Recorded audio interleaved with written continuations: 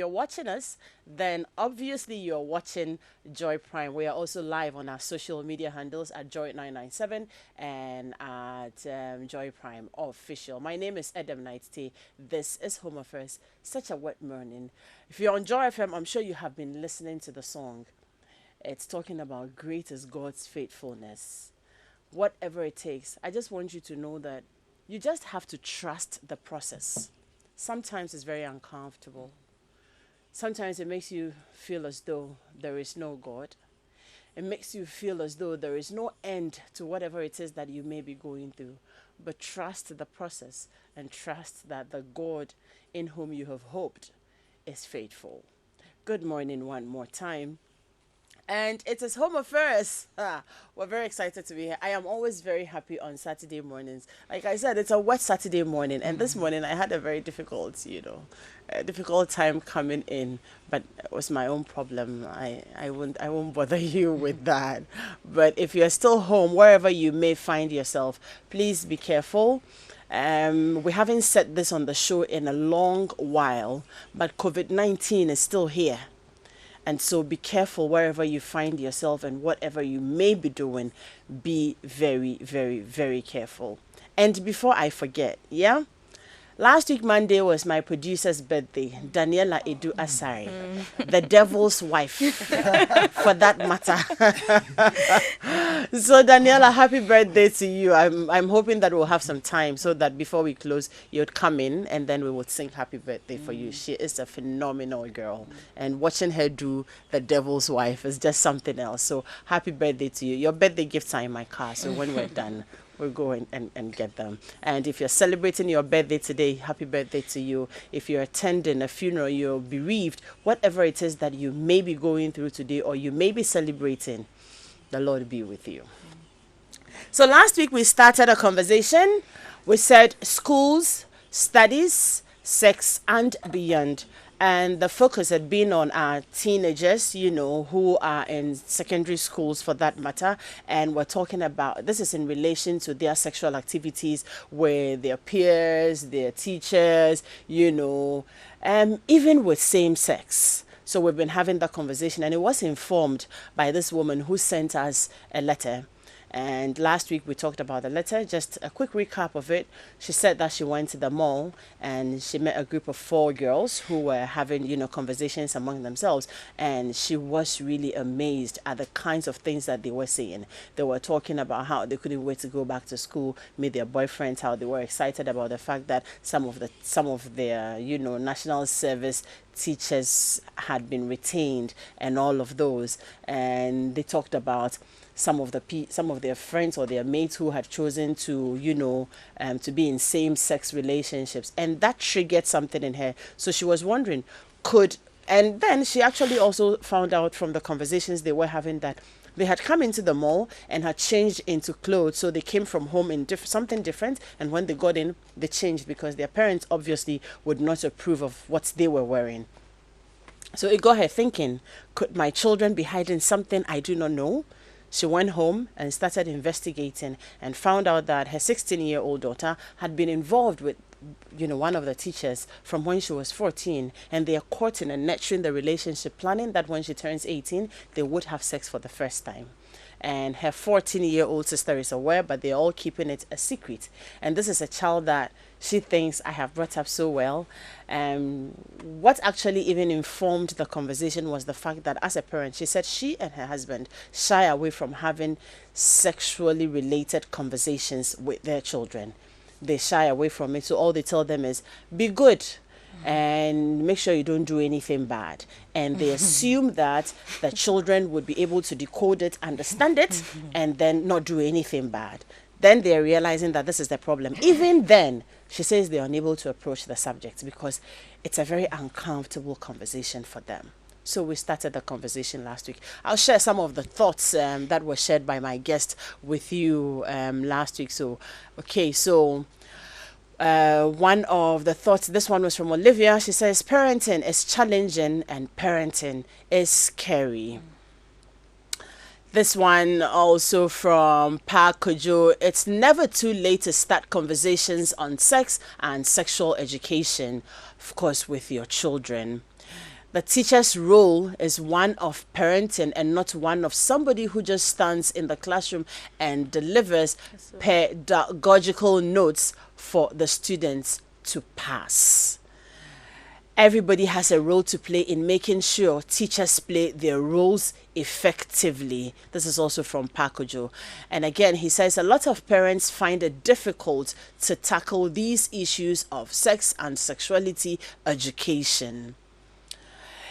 All children need is for someone to listen to them, and he spoke very passionately about that subject. Children are finding out things themselves, so if you parents don't engage them, other things will engage them. Peers will engage them. And this is from Nicolina Adumwa, who will be joining us via Zoom today. And she again says, I keep telling parents and teachers that of late, children want to explore. They want to find out things for themselves. So get to know what they're finding out and get to know what they want to know and then guide them. Let your children be your friends. Bring them up in such a way that they can tell you anything and everything. Then Olivia talked about how you relate to them. We're talking about the children here right from the beginning, makes them feel comfortable to come to you as a parent. She again said, we need to get closer to our children. We're too distant from them. We think we're busy. And this will be the final one we will take. Kids go through things they don't open up to. But as a parent, once you observe that they're not at their right space, you start finding ways to support them. So these were some of the thoughts that were shared on the show with us last week. My guests are seated here. Olivia Ariel, the wellness coach. Good morning. Good morning. And she is a parent to teenagers. Thank you for joining us again this morning. You. Safam Lord Mensa. Safam, we miss you. Yeah, I miss you guys. But you're looking good, oh. Thank you. The way you shuddered this morning. Miss you. I'm learning from you, right? Pressure. Good to see you. Same here. Safam is a teacher. She has her own children. She deals with teenagers and, everybody in the mix. So we'll be hearing. And she's very passionate. Every day, she's very, very, very passionate when we talk about these things. Last week, she wasn't around, so she couldn't join us. But this week, she won't miss the opportunity to come and dish out a bit of her passion to us. So good to see you. MPK. Home Affairs external producer. Good morning. Good morning. Pakojo, Emmanuel Ashford Affle, Mr. Emmanuel Ashford Affle. I got the name right? Yeah, he is a teacher with DPS International. He teaches English language. First language English. First language English. Yes. That's how it is said. Yes, that's what it is. Please, that is what he teaches. And if you have ever followed Spelling Bee, he is the gentleman behind it who makes the children very confident and be able to pronounce the words properly and also, be able to break the words down into proper syllables and be able to spell them. You know these. Oh, yes, I know. I follow you like that. So welcome all of you. Thank you. Now, last week, these were some of the thoughts we shared on the show. And I remember that we got to this point where we said we were going to continue today because we talked about parenting, get closer to your children, do this, do that, do this. And it looks like the whole work is at the doorstep of parents. We also talked a bit about the teachers. We will go more into them today because I have two teachers here with me today and the roles they're supposed to play and what we should do to those ones who have decided to become thorns in our, our flesh, like the evil teachers. How do we weed those ones off the system so that when I am seeing my child off to school, I know that they are going into another form of care other than they're going to be violated, But right now, I want us to talk about the children. Some parents do good. They make the time. They have the conversations. They are praying with you. They are teaching you everything you should know. They are guiding you. But we know some of the children won't just listen. They're very recalcitrant. Yeah. And you actually find parents sometimes sitting down and crying because I have done all there is to do, and still, how do we handle those ones? Olivia. Good morning. That's the big one. You threw that at me. Okay. So let me share a little bit some story about myself first, and it's about parenting and what you are sharing. I wasn't that bad girl, but I came from an authoritarian parenting, disciplinarian, my father. So you have to find your way to do what you have to do. First thing is there's generational gap in parenting. Where I came from the 70s and where my kids are in the 2000s, there's a big gap.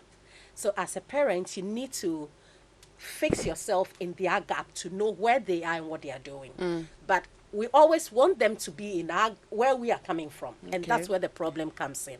So my parents tells us to be good girls, stay home, don't do this. I wanted to be a model, so I actually did modeling. I did TV adverts, and my parents didn't know about it. I did cover show, I did all kinds of modeling, and I did adverts for Media Number One for Latest Form and Electoral Commission, and they saw me on TV. I see. But they didn't know about it. So the thing is, kids will Please, always... when we finish, I want an autograph. Kids will always want to explore the area of their space at the time. And at the time, modeling was just coming up, and I had all the qualities then. I didn't need to be trained how to catwalk. I had it already. So a friend was in it, and she introduced me. And to do it, you had to go out in the evening. The shows were in the evening. My house, you can't go out in the evening. Even to go to church in the evening was a problem. Wow. So I had to find excuses to go out and have these shows done. So I have to go out maybe in the afternoon and end up coming late, or say I'm going to a cousin's place and end up going to do the show. I see. So you have to know that you can't suppress the children, especially when you don't know, you don't allow them to open up to you. I would have loved to tell my parents what I wanted to explore. And what came up for me was, then, modeling was not the paying thing at the beginning. So I realized that I was spending all my money now running after the payments, after the shows. And I remember some of the advice my father gave me when he was taking me to school. And that was what made me stop going. I realized I was risking my relationship with my parents. I was always afraid when I was catwalking because I hadn't told my parents. And I was like, my father always tells us we have to be, grow up and go to school, become this, that. What I'm doing is not taking me to becoming what my dad has always been saying. So I decided it's taking too much toll on me, physically, socially, mentally. I'm lying to my parents and all that. How old were you at the time? I was around 21. Okay. And I stopped. I had finished A-levels then, and so I stopped.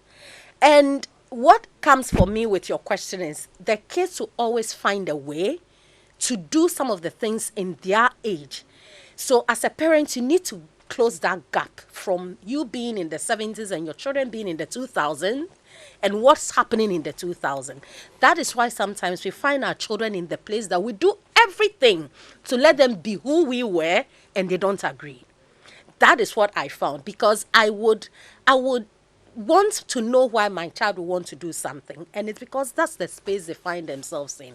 I mean, the first time I had my daughter say, I want to vlog, I know about blogging, but I didn't know vlogging. So I was like, what is vlogging? So she had a conversation with me and she told me what vlogging was. So now the internet is there. I Googled and I read about it and I understood it. So I gave her my support. Anytime I go out with her and she wants to maybe do the video to vlog, I know what she's doing. So the gap is where the problem is. That's why we find ourselves still trying to let them grow up the way we were brought up, but their space is different. And it's psychologically challenging. That is the other side of it. It's psychologically, emotionally, mentally challenging when we are forcing them to grow in our generational setup, when they have friends, things they are exposed to in the news, in the TV, in the phone, in this generational setup. So that gap is what creates that problem. As a parent, you consciously have to close that gap. Be honest with yourself. This is not the 70s. My child can't grow up without the phone. If I don't give him the phone, he may find ways and other ways to do. So sometimes some of the restrictions are the reasons why we have the problems we have in the homes now, Adam. The 99% of the topics we come here to share at Home Affairs come from childhood problems. And so we need to close that generational gap. I came from the 70s, they are in the 2000s. How can I understand their space now with where I was coming from? You see, the generational gap does not stop them from making mistakes. Yeah. And we often have heard our parents say that what you would climb the tallest tree and not see, they will see it even lying down. Yes. Yes. You understand? So, yes, there is the generational gap, and I appreciate the submissions a lot. I think it's something that a lot of parents would begin to think about. Yeah. But before I come to you, Sefam and PK, let me go to Nicolina. Nicolina, can you hear us? Yes, Adam, I can hear you. Good morning, everybody. Good morning. Nicolina. Could I have some Happy support here? birthday I'd to like Daniela. you to, Daniela or Ransford, if you can come push the volume for us a bit so we in the studio can hear Nicolina very well. Okay, Nicolina, so I'd like you to take it from where, Olivia left off. Yeah. She has made a very important submission, and I appreciate it a lot.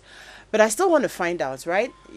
So for parents who have tried, like her, for instance, who has tried to breach that gap, okay, and you still have your children going wayward, not listening to sound and good counsel, and and some of them are very evident. You see them, you see the things they do, the things they have become, the mistakes they make, and sometimes these mistakes are Costly. I mean, it's a lifelong mistake you have made, When they are not listening and they have to listen, what do you do? Yeah, thanks once again. Last week, I gave an acronym LOC, and then today I want to add E to it, which is love. Now, they are not listening, yes. They've made the mistakes, yes. The scars will be there. And what I tell my children is that whatever mistake you make is like having a sore. The sore will heal, but the scars will forever remain with you. And so if you're not listening, just get to know that the scars will remain with you. Nicolina. So what I'm saying is that, yes, they didn't listen, but you need to let them know that whatever mistakes they make stays with them. The scars will be there forever. And so they might have committed some blunders, which you have seen. They themselves, I tell you, psychologically, emotionally, spiritually, they will be feeling it. Now, you as a parent, don't give up on yourself and say, okay, you've done it. Assuming your 16, 17-year-old child comes home with pregnancy, what are you going to do? They didn't listen, yes. But will you throw them away? No. That is where the E comes in for me. The how do you call it? The affection, the love that you will give them. So what is very, the E? very, very important. Sorry? What is the E? Empathy. Empathize with them, with what they are going through. Don't sympathize. Empathize with them, because one, they did not listen. Maybe you also did not do something right. I like what my sister just said. She was feeling it when she was going out there doing all those catwalk. She could hear the sound of her father with her. So I keep telling parents that you continue the talking. Just this week, I was discussing something at home. Sometimes parents feel that when my child goes to school, he or she will learn how to dress the bed. So you are not talking about dressing bed and helping them know how to dress the bed, clean their rooms, because when they go to secondary school, please, you need to start it. Because when they go to secondary school and the housemasters are on them to dress up and they are being punished for not dressing well, they won't hear any sound saying, I heard mommy, I heard daddy saying this. So empathize with them no matter the situation, and it's not late. Assure them. Now we parents go bashing. When you do that, you will lose them rather forever and lead them into hiding. They are with you, but they are hiding. They will tell you nothing. there's whatever the issue is, for the parents that we discussed about, I want to tell them that it's not too late. But if you're having a challenge, getting through it, get a counselor and bring them closer. If you don't bring them closer, you don't empathize with them and show them love, I'm telling you, it will rather go bizarre because they feel that you have given up on them. Never give up on your child, irrespective of what things or what situations they will find themselves in. Sometimes academically, they are not good. You don't give up on them. Get to know them better and know their areas of strength and begin to channel the positive energy that you have and you are observing. Yes, indeed, they are in their word of their own, they want to explore. It is this exploration that will lead your teenage girl to impregnating somebody. And we don't leave the boys out because they also at a certain stage can impregnate. What do? You don't throw them away. Okay. You have to show them love and affection. I am going to throw a question at you and Olivia. You should be thinking about it. I'll go have a word with the teachers and I'll come back to you. Now, let me paint this scenario to you. So you have a home, right? And I want to be very practical because there are lots of single parents around us. So here's a single parent saddled with maybe 3 children to take care of. I'm doing my best. And every time I am having conversations with you. So yeah, Home Affairs and all other programs are preaching, make time for the children, spend time with them, get close to them, know them, don't abandon them. And we're doing all that, right? We're trying. You go to work, you come, you're tired, but you still make the time. You try to, all the things that we're saying. There are some parents who are really, really, really doing good at this. And then we start having the sexuality conversations. And I am telling you that, Madam, Master, hold on, pipe down.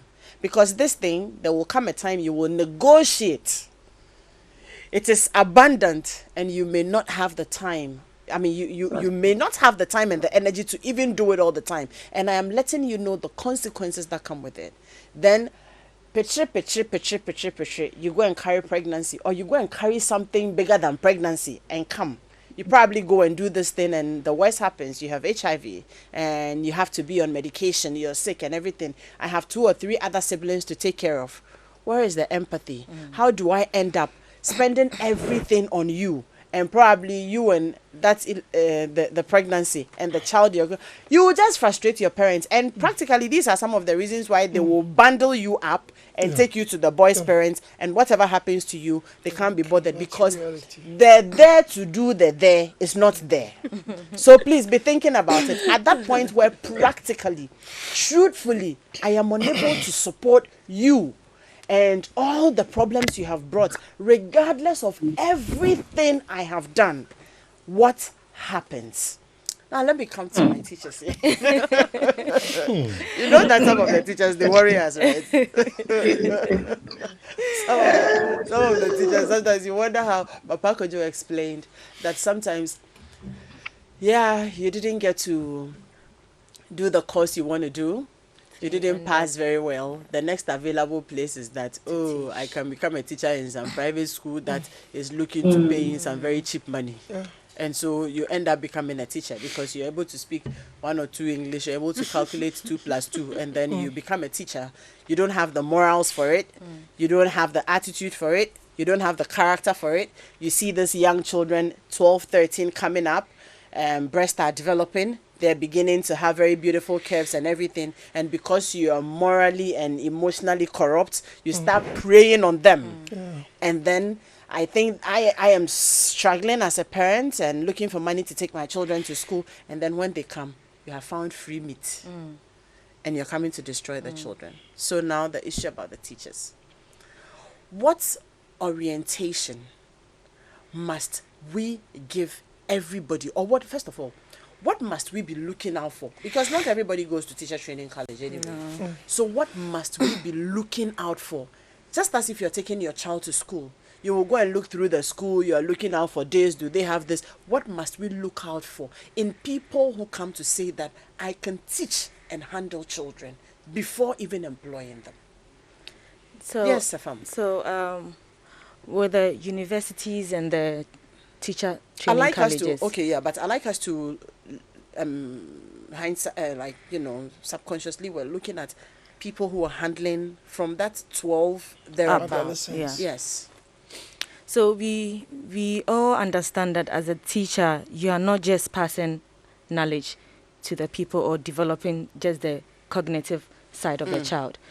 You are nurturing that child holistically Right. in terms of the values of that child, in terms of the attitudes, in terms of every other aspect of that child.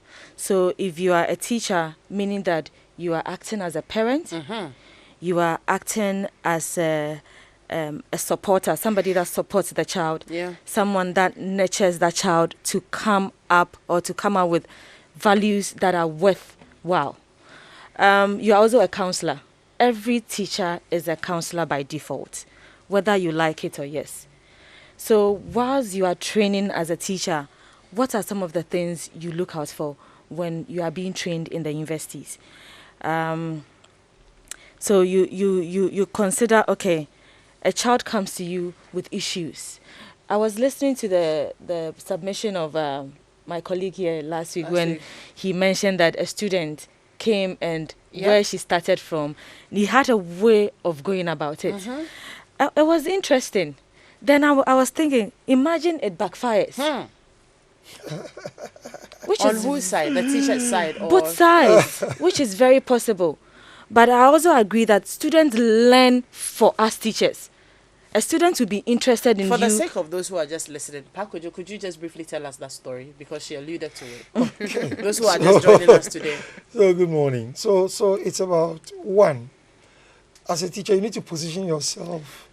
No, I just like you to tell us. She didn't finish her submission, so fine. that we go back so, to so, her. so this student comes to me and says, Mr. Afo, I like the way you teach. The way you teach us to pronounce words, the way you go about your work, I like it. I said, okay, that's interesting. Can we be friends? I said, okay, friends as in. And she says, well, so I asked, friends as in, you want me to help you in extra lessons? She said, oh, yes, and more. I said, how do you mean by more? And then he actually opened up and said, you know what? I also want to start this. But I cannot date people who are blockheads. Now, that's because I know the student. I know her inside out. I may not apply the same strategy for another person. I know her. I know her interest is about relationships and those things. And these are the things you must know about your students. So I said, you know what? I want to do this. But first, let's move your grades up. When you come up, then we can start this whole thing. And she felt excited because I didn't turn her down. I had in a very subtle way accepted her request, but I knew what I was using it for. And so she agrees, she steps up her learning, she gets an AA star, and suddenly she realizes that, okay, I can actually do better than going to. She actually forgot about it. And so one day, after 2 years, when she started AS level, I said, but we have a conversation to complete. Oh, Mr. Afo, are you telling me I said this to you the last time? Mr. Afo, I'm more focused now. Thank God. You So know. yes, that's So what Safam was alluding to. Exactly. And someone will sit back and wonder, wow. So the question comes again, what if it backfires? Because I was Which of the backfiring? What's backfiring in the sense that the student learns for you and still wants it? and still wants it. Flee. And another thing too, as you get closer to other students, then they begin to have these jealous tendencies because they know that, okay, they've expressed interest in you. You've given them a platform indicating that, okay, perform well, and then we can think about the other aspects. So at the back of her mind, she is anticipating a relationship with you. So I can imagine what you're saying, that if there is another brilliant child in the school and that child is getting close to the teacher, then the thinking is that this teacher only likes Oh, brilliant yes. kids. So once you're brilliant, it's very possible that he has his eyes on you. So why? I was engaging a conversation with a teacher who has been teaching in the UK for more than 20 years. Wow. So I asked him a question. I was like, how have you survived the system for all these while? And you haven't had anything. He was like, you can't befriend a student on any social media platform. I said, wow. explain further. Then I said, don't you use WhatsApp to teach them? Don't you use other things? He says, yes, but the schools monitor every single aspect of it. So it doesn't matter whether they are not allowed to take phones to school or the phones are in their homes. But the moment as a teacher, you interact with a student off school hours and something inside that conversation has got, what do you call it? Something suggestive. Suggestive. You are in trouble. But in Ghana here, what do we see? They do what? They monitor the conversations. I don't know how they go about it, but I think the school has got a way. And then he mentioned Google Child Safety 2019 or something like that, where everything that is happening is being monitored. So I went online and I was checking. Then I noticed that, Ghana Police too has got something for our children, just to track child trafficking, child sex slave and other things. But are we using it? When you go onto social media now, students, teachers are on WhatsApp. They are on Facebook. They are friends. So this university student will post a picture of herself in a bikini or whatever, and the lecturer or the teacher is watching, is seeing it. And they can even pass derogatory comments about it. Do we have these things here? So going back to your question, what do you look out for in a teacher coming to teach your word or something like that? Is the person sympathizing or empathizing with your student? How would you know? How would you know? What you see, there are certain things that you can look out for. The comments about the structure, the body of you look good. Wow. Come, my girlfriend. I think we've discussed this on Home Affairs several times. The comments that teachers or pass about your word. You are my girlfriend. You are my boyfriend. This one is my special friend. And isolating them and giving them special treatment and all those things. Those things should not be encouraged. It should not be encouraged. It should not be encouraged. It should not be encouraged in any way at all. I see. This is like I said, whenever we have these conversations, into it I realize that it is even more difficult than what you may be thinking when you came on the show, because lots of insights and experiences are shared on the show. If you're joining us, this is Home Affairs. We're live on Joy 99.7 FM, also on Joy Prime, and you can catch us on all our social media handles as well. Home Affairs is brought to us by the Korba Payments app. Korba, our life simplified. Onga, Mama's Helping Hand. Kel Kids toothpaste for children between 2 and 6 years. A product from Samara Company Limited. Kel Kids, Happy Smile, and Amasha Partners Limited, your one-stop optical solution provider. PK. Yep. Teachers. So, am I supposed to go? Yes. Well, I think that for want of a better word, there's a misconstruction in the scenario I painted. Point is, I've said this, that if you are not going to be a step ahead of your students as a teacher, then you have no business being a teacher. My dear friends' comments are very welcome, and I know it happens. But you see, the point is, there shouldn't be any point in time where a teacher should engage a student in anything amorous. Point is, every child sees a parent figure in a teacher.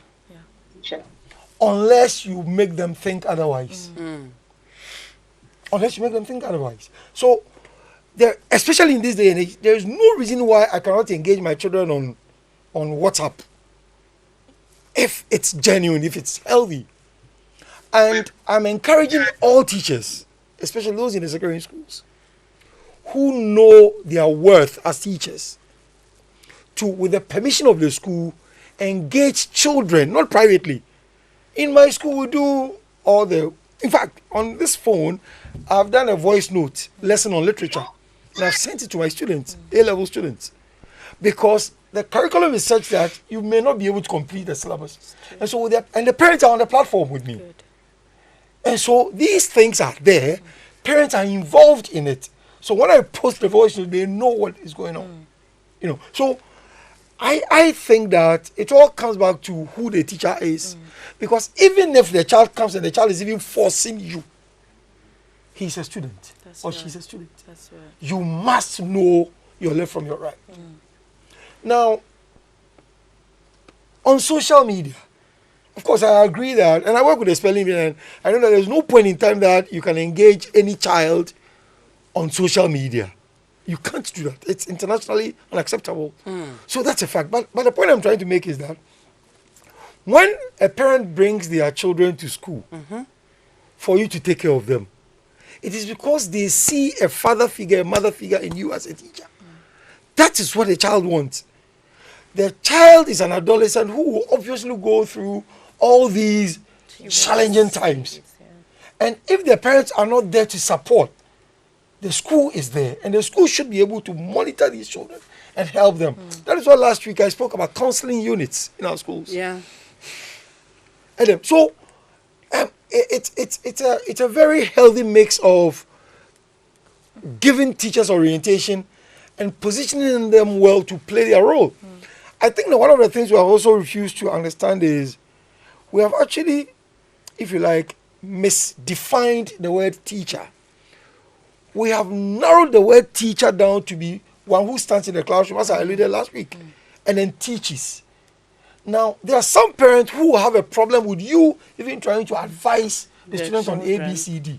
But again, it comes back to the teacher. How have you positioned yourself in the school for the parent to even engage you to see that, okay, without even if I'm not there, there's a teacher. I've been bringing students to this studio, and all I do is I pick a phone. I said, hello, Mrs. So-and-so, Mr. So-and-so, and there's a program on Joy if I want my students to, Mr. Afo, come and take them away. It is because of trust. And I'm not claiming I'm the best teacher, but I create relationships, healthy relationships with my students. The parents should be able to see you as a father. And I've said that if you are a parent and your child doesn't have you, your 6, 7, 8-year-old child or 10, doesn't see you as the first role model, there's a problem.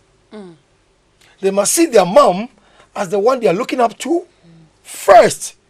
After all, we say charity begins at home. Let them see you as somebody they aspire to be. Not necessarily being in the profession you find yourself in. But they should see you as the first person they can come to when there's a problem. Then they can look outside. The challenge is when we fail to position ourselves to play this role, that's when they now look for options outside. Let's before I end and Adam, let's understand this. There's nobody in this world who's born corrupt. It's the society. The society, the media, teachers, parents, friends, clergy. Look, let me spoil this mood a little. Because I feel quite drawn into this. 2 days ago, I heard on social media that there was a 6-year-old unfortunately being defiled. I hate to hear stories like that. Okay. That's the reality. No, just go on. But I mean, there was a 6-year-old being defiled. And then there was a 40-something-year-old man who was actually filming. Now listen. He was filming for evidence instead of stopping the action. that is what we have become. And that's why I'm saying the society.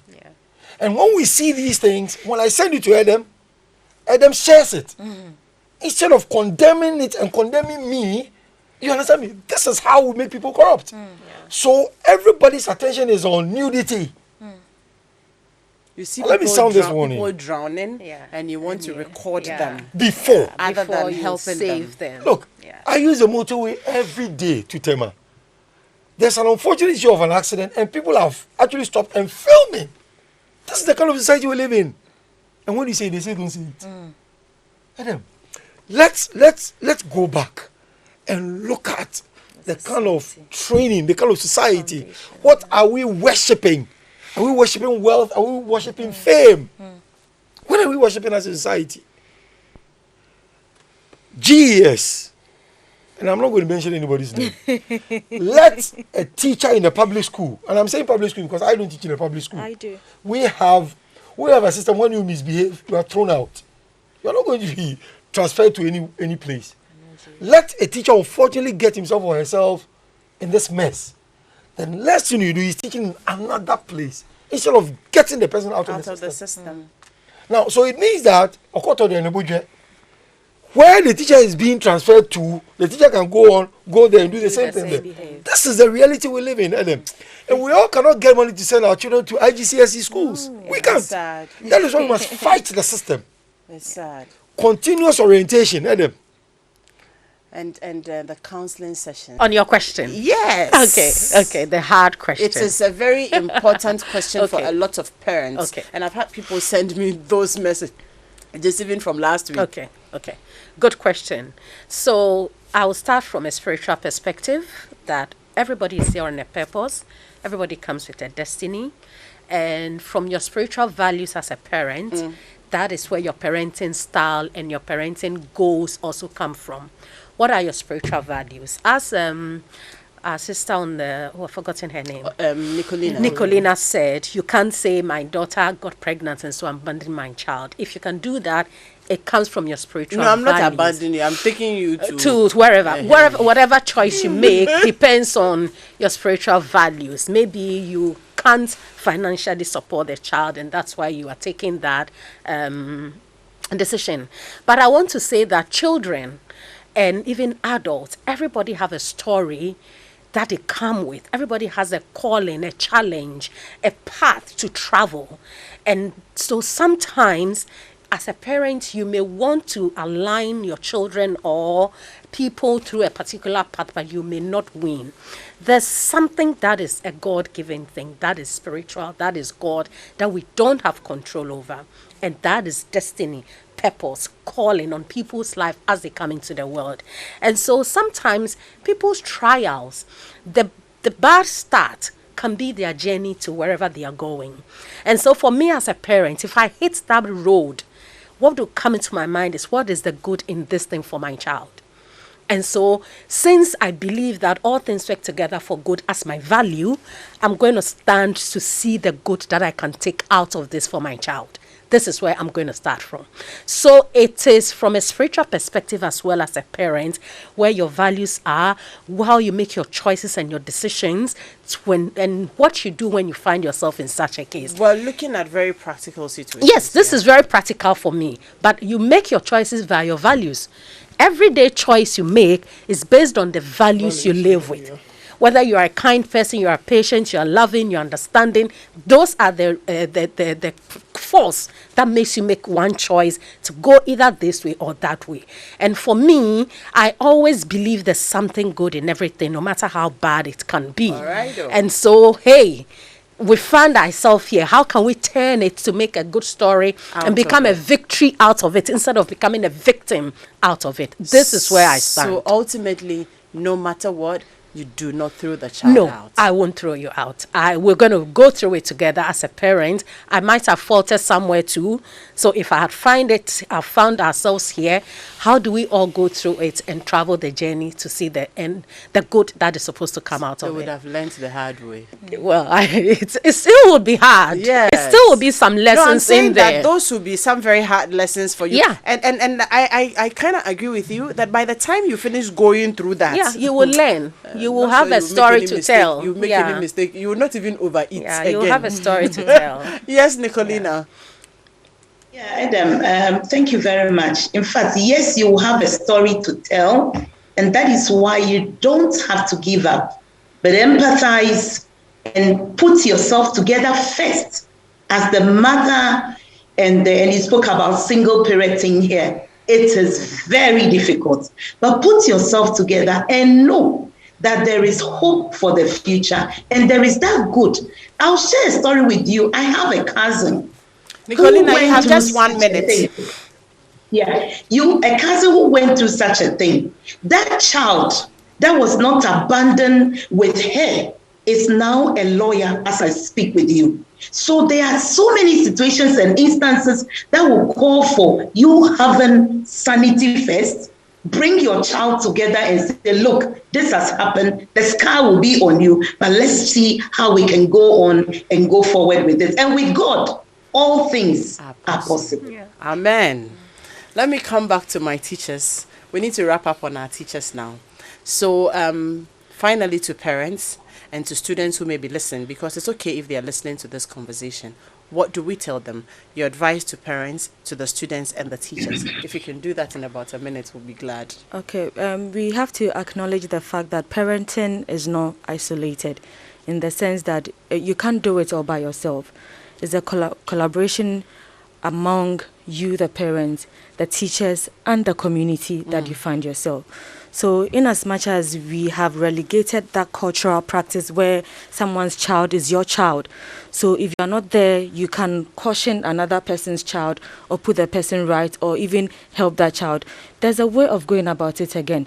If a student comes to school and that child is not performing well, and as a teacher, you have the avenue to interact with the parents at home and call them for both of you to dialogue how best to help that student. Why not? You have to do it. It's not common in the public schools.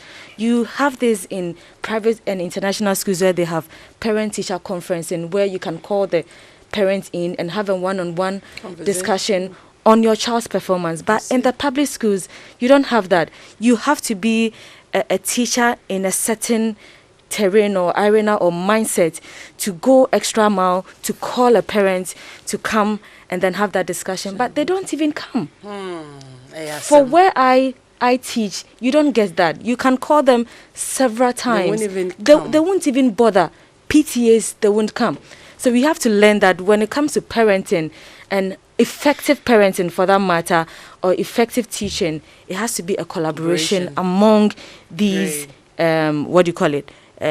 pillars. I call them societal pillars, where the community plays a role, where the school itself plays a role, where the parents are involved. Because research has proven that parental involvement, not just paying of fees, but involvement in the child's learning experiences goes a long way for that student to perform extremely well. So we need to create that atmosphere as well. And to add to what you said, it's important for the children to also know that they also have responsibilities. Yeah, that's so right. the teachers have theirs, the parents have theirs, the authorities have theirs, government have theirs, and you as a child, you have your responsibilities as well. And finally from you, PK.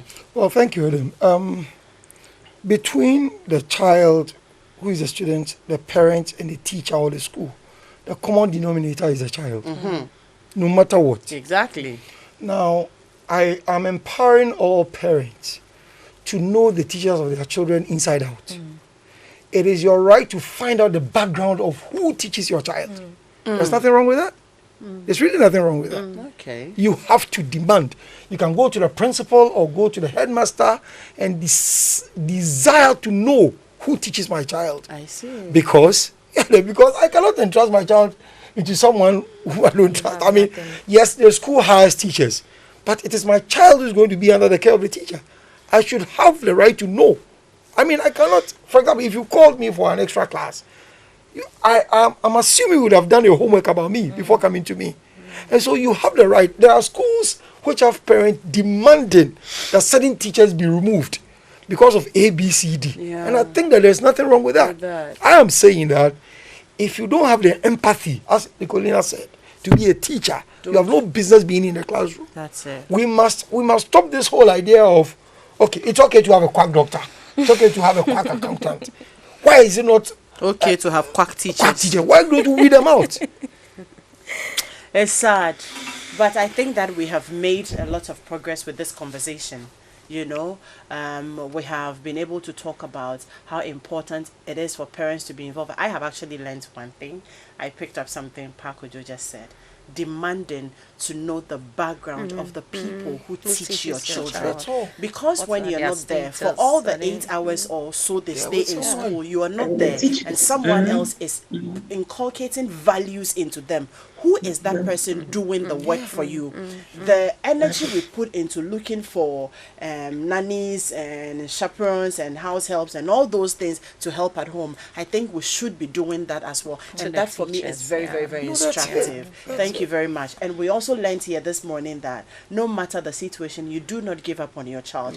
Go through the pain with them together. They will learn and become better tomorrow. And Safam has also stressed on the fact that it is very, very, very important that we work together. It's a collaboration. So you don't leave it for the teachers, you don't leave it for the parents, but we all will have to come together to be able to shape the children and see them in the light in which we have envisioned. Thank you very much, Olivia, Safam, Pakojo, and Nicolina on Zoom. God bless you so, so, so much. you. The next Bless conversation you. I want us to have, though, will be looking at when can we start introducing our children to dating, relationship? When is it now okay? Bring the adolescents. Yes, You they will come. mentioned it They will in come your and have last their say. submission last When week. is it okay right now? And what steps do you put in place to make sure that, because you tell them, oh, don't do it, don't do it. Until when can they Oh, start they're having opening clashes up to already. these They're having things? Let clashes. them have the Yes, conversation. so we will have that conversation, and then we'll bring the adolescents back into the studio. But finally, there's a message I want to show. Yes. Do you know about the new delicious? Yes, Ongalicious is the new delicious. Create those amazing moments with your favorite Onga seasoning. No matter your cooking experience, Onga is a delight to make your meals very great in your homes. Onga is convenient to use, and it brings out the great taste and aroma in your meals. Let's toast to the new Onga chicken tablet with superior taste and comforting aroma for all your chicken meals. Mama's Helping Hand, Onga Proudly Ghanaian. Find them at Onga Ghana on Facebook, Instagram, and Twitter. Thank you very much for being my guest this morning. My name is Adam Naitite. Always a pleasure to be serving family lessons with you here on Home Affairs, where our mandate is to help make homes out of houses. Daniela, one more time, belated happy birthday to you, and we will be there to see the devil's wife and see how you do magic. Have a very, very beautiful weekend. Bye-bye. Next week she will have a cake. Oh, sure. We'll have a party for her next week. Very well next week she will have. Bye to everybody. Thank you. Bye. Bye. Bye.